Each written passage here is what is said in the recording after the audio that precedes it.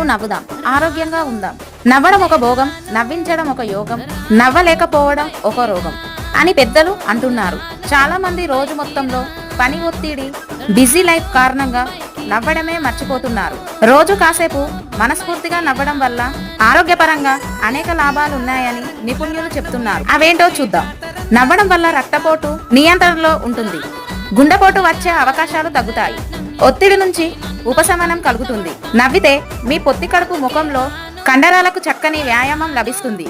నవ్వితే రోగ నిరోధక వ్యవస్థలో భాగమైన టీ సెల్స్ వృద్ధి చెందుతాయంట. మనం నవ్వినప్పుడు శరీరంలో ఎండోఫిర్మోన్స్ అనే రసాయనం విడుదల అవుతుంది.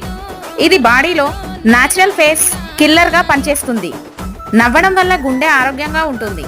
ప్రతిరోజు నవ్వడానికి కొంత సమయం కేటాయించండి. స్నేహితులతో జోక్స్ వేయండి. నవ్వు తెప్పించే వీడియోలు, కామెడీ ఫోన్స్ చూడండి. Thank you all.